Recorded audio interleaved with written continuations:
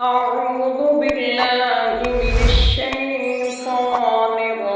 الرجيم. بسم الله الرحمن الرحيم. يا أيها المدثر قم فأنذر وربك فكبر وثيابك فطهر والرجز فاهجر ولا تمنن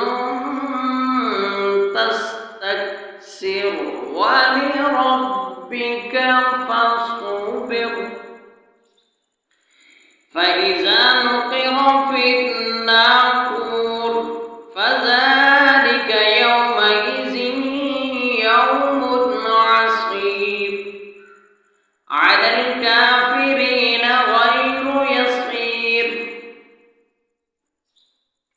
ذرني ومن خلقت وحيدا وجعلت له مالا ممدودا وبنين شهودا ومهدت له تمهيدا ثم يطمع أن أزيد كلا إنه كان لآياتنا عنيدا سأرهقه صعودا إنه فكر وقدر فقتل كيف قدر ثم قتل كيف قدر ثم نظر ثم عبس وبصر ثم أدبر واستكبر فقال إن هذا إلا سحر يؤثر إن هذا إلا قول البشر سأصليه سقر وما أدراك ما سقر لا تبقي ولا تذر لواحة للبشر عليها 19 وما جعلنا أصحاب النار إلا ملائكة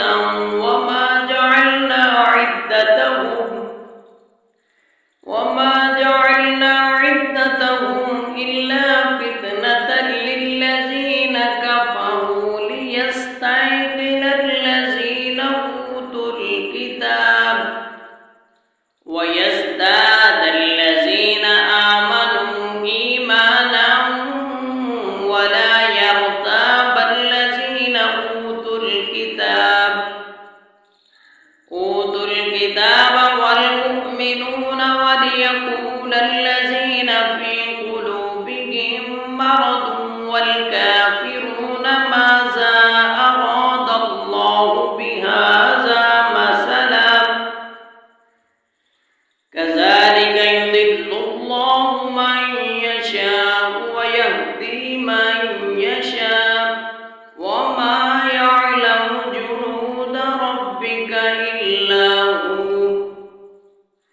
وما هي إلا ذكرى للبشر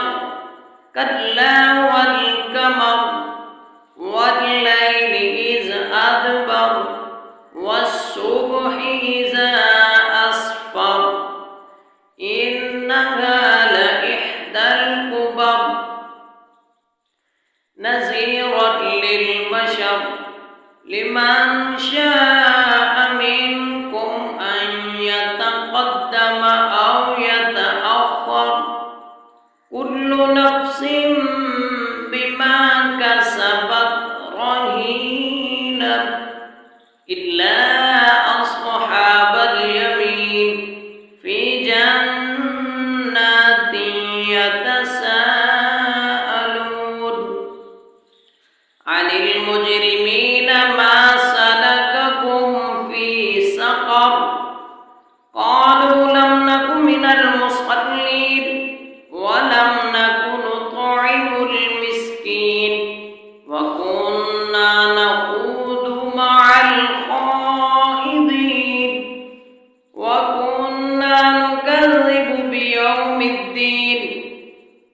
حتى أتانا اليقين فما تنفعهم شفاعة الشافعين فما لهم عن التذكرة معرضين كأنهم حمر مستنفرة فرت من قسورة بل يريد كل امرئ منهم أن يؤتى صحفا منشرة